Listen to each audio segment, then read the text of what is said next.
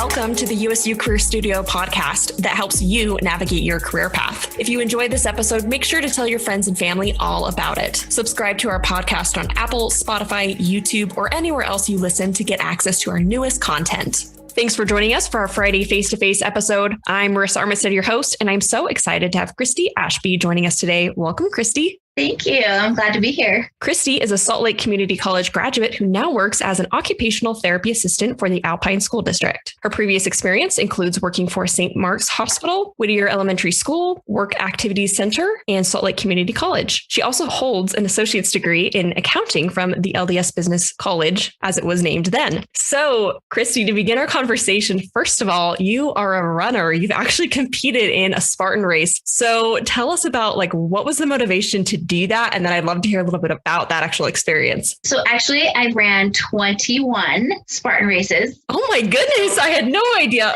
I might have a slight addiction, but it's okay. One of my friends was talking about a burpee, and I was like, what is that? And he said, well, you do it when you fail an obstacle at a Spartan race. And it just kind of spiraled from there. And my husband runs them with me. We run them together. And we volunteered first for the one that's here in Utah. And we got to be at the end of the Spartan race where you actually jump over fire. And it was just amazing to see these people run this 13-mile race in the mountains, over obstacles, carrying sandbags, crawling under barbed wire, climbing ropes, jumping over walls. And then some of them got to the end and they were actually scared to jump over the fire. And I'm like, what? You just did all these amazing things. And this little, 12 inches of fire is scaring you. So just to see the community that was there was amazing. And we have met an amazing group of Spartan racers here in Utah that we connect with at least monthly. We go and run races all over with them. We've ran in Arizona, Montana, Idaho. We went to Hawaii and raced. So it's been really fun. And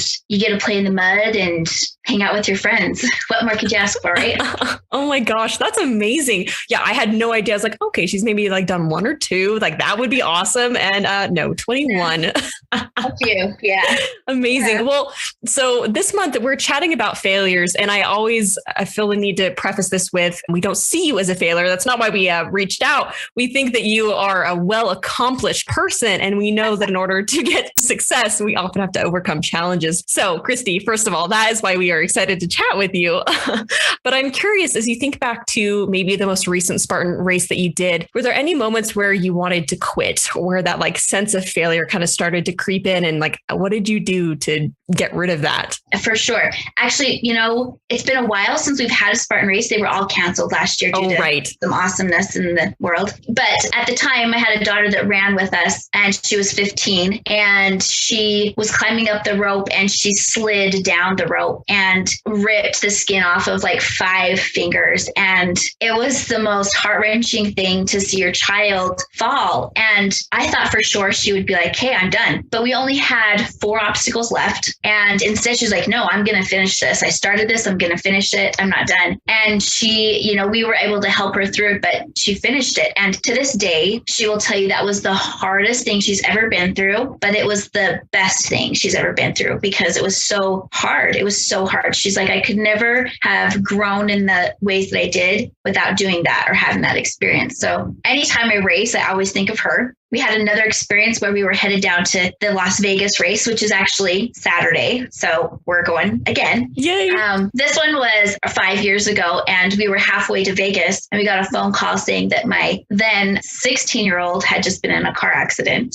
And we turned around and came back home, and just part of that Spartan community, some of our friends reached out to us and said, we know you already have plans to race and you're already going to volunteer. You have all these things. Can we come and take your kids so that you can still go? So they came and watched over our kids and let them spend the weekend with them. And that's just how the community is. They're very supportive and encouraging. So, oh my goodness. Yeah. Well, that's amazing. And that's a perfect segue into, again, what we're going to be speaking a little bit more about today. Christy, to start our conversation about failures, I'd actually love to go back to some of your earlier years, maybe high school or early adult years. And I'm curious, so at that point, take us back, talk to us about some of your interests and maybe goals or career ideas at that point in your life. So high school, I would say I wasn't very athletic, but I was pretty active. You know, I did cheerleading, some soccer, some gymnastics, that kind of stuff. I was actually in a program. Back then it was called Junior Miss. Now it's called Distinguished Young Woman, I believe. So I was in that, and I won it for my school. And because of that program, I got a scholarship. And because of that scholarship, I was able to go to Riggs College, now BYU, Idaho. I went up there just thinking I'll just do some generals, but I got into an accounting class that I really enjoyed. Long story short, I met my husband up there and we moved down to Salt Lake the next year. And I went to LDS Business College because they accepted the credits pretty straight across. So he went to school during the day and worked at night. And I worked during the day and I went to school at night. And it was hard. It was really hard. I really wanted an associate's degree. And during that time, we got pregnant with our first child. And she was actually born in March of 1999. And I graduated from college from there, my first time, in May of 1999. So, you know, that last little push to get that degree. And it was a great feeling to graduate with my baby in hand, you know. Yes. Oh my goodness. What an accomplishment, I would say, for the whole family, that all of that could happen. Right? I'm curious. So there had to have been moments where you were looking at your husband saying, we're crazy people. Like, this is insane. So again, like in those moments where it just felt like the whole world could kind of be just crumble at any given moment, you know, what did you do with that? You know, we took it one day at a time. I remember days where he would drive the shuttle buses up at the U for his job, and we wouldn't see him, you know, for like 2 or 3 days because we were just so busy. And so I would take her up there and we would just ride around on the route with him. And all these old grandma ladies would be like, oh, your baby's so cute. Do you need to get off here? And I'd be like, no, we're just hanging out for a while. But, you know, those are the kinds of things that help you appreciate when you actually have a degree and when you've actually got a real job that pays real money and you actually have insurance and, you know, those good things that prepares you for that, to appreciate it a little bit better, I think. Absolutely. And I love that you got creative and found ways and time to spend with your family, whether it was riding the shuttle bus or anything else. I think that's awesome. In fact, so I'm actually a U of U transplant. And so I've spent many an hour on the shuttle bus. So that brings back some fun memories. Good times. Yep. Yep.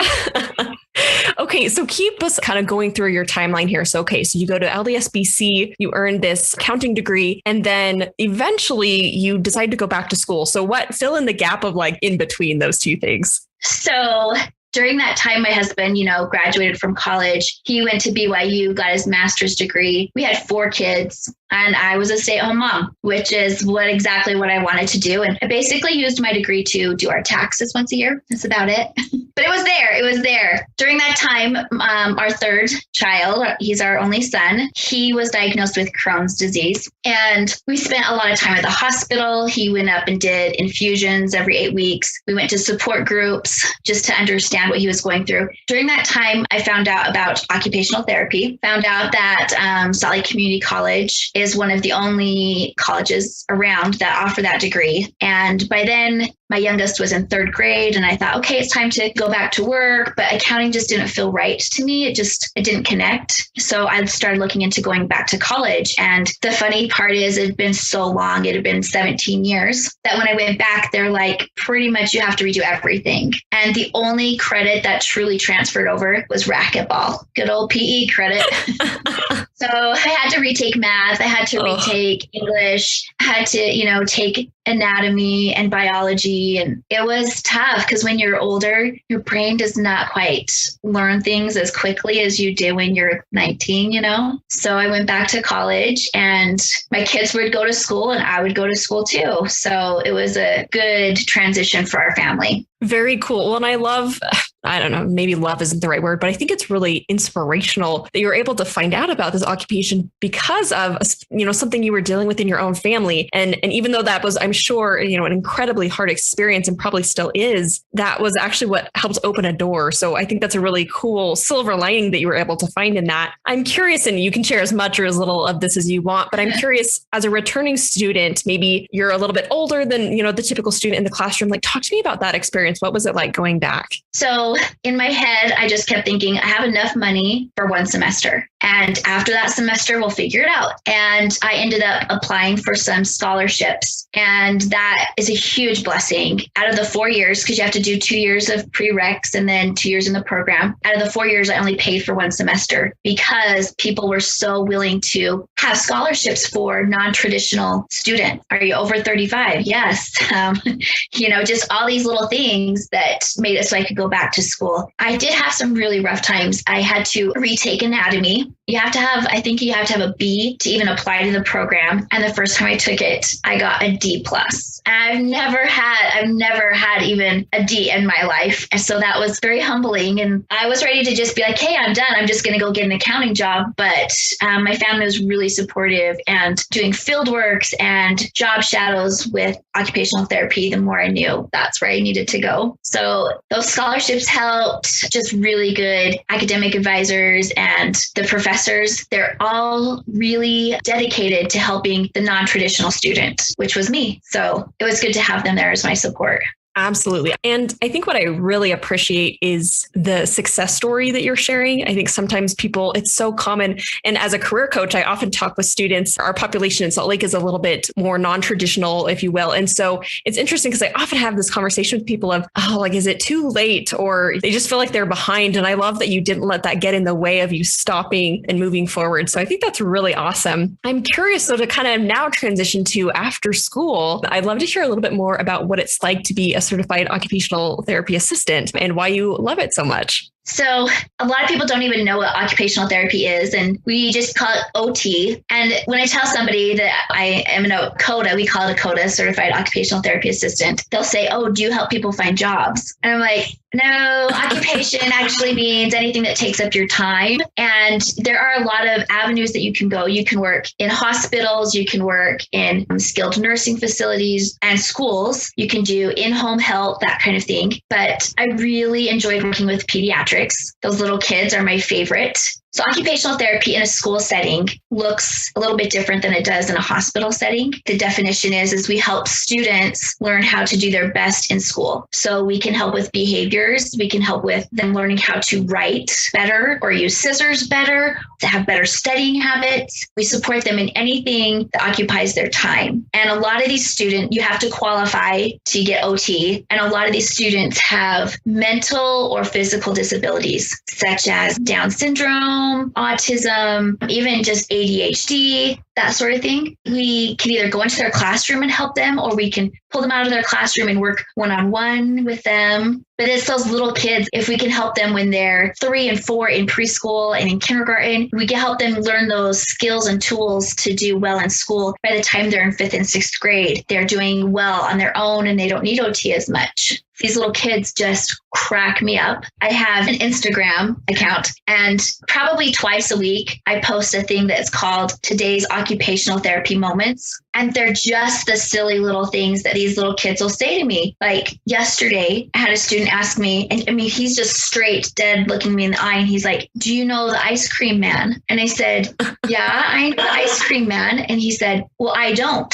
I do know the fruit stand man. He sells apples, but I've heard there's a muffin man, but I've never seen him either. So just these little things that they say to you, because they're so serious and they're very concerned about certain things. And so I like to remember them for those hard days. We do have hard days. Kids can have behaviors, that's what we call them, where they throw a desk or they try to bite you, or they just have behaviors. And so on those rough days, I go back and look through my little highlight bubble of all the funny things that they've said. And I'm like, oh yeah, it's okay. It was just one day. It was just one day.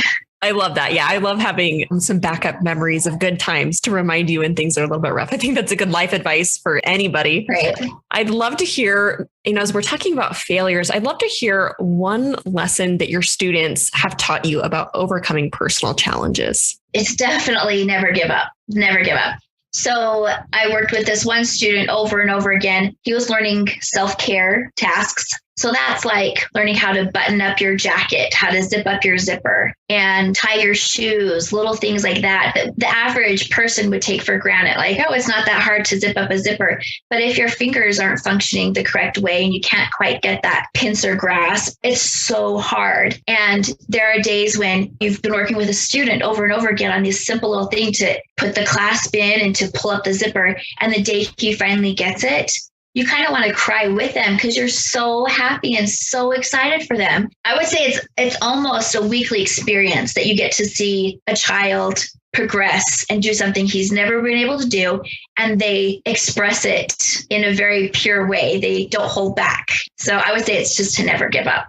Oh, that's beautiful. Thank you for sharing that. So another question that I've been curious about is, as we're building our careers and we're trying to figure out who we are and what we want to do and how we want to spend our time, the people around us, I think, can have a huge impact. And so I'd love to hear about some of the most impactful people in terms of your own career and professional development. So if you could kind of share, I don't know, one or two people who are really key in that development.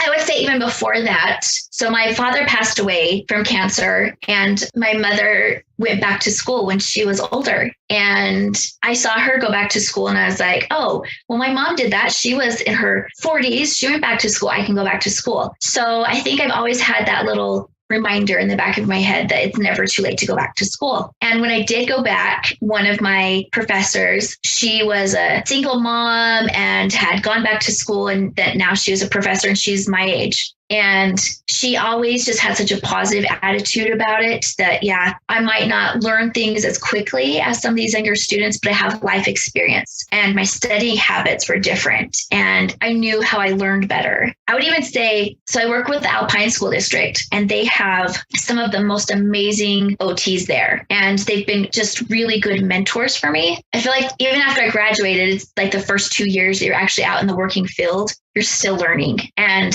I'm still in that spot. I've only been working for almost 2 years, but COVID was crazy. And so we ended up doing a lot of online teaching, and I'm still doing that now. I still have a couple students that we meet online and learning the technology, the Zoom, the Google Meets, Jamboards, Loom, all these little things to help these students be able to learn from home. Once again, I'm like, can I handle this? So I had to learn a lot of new things. And each one of those OTs was very positive and encouraging, like, hey, we can do this. This is a team effort. And these kids need us to be able to teach them at home. So I can't even spotlight one person because they've all been amazing. I love that. Yeah. Seeking out mentors, whether it's like workplace or work environment, I think that's a great tip. Christy, I have one final question for you. And that question is, if you could offer up one piece of advice about turning failures into bright futures, what would it be? It would be to show up and never give up. Half the time people will say to me, well, how did you get those scholarships? And I'm like, I applied. Oh, well, how did you get that job then? I applied. I participated,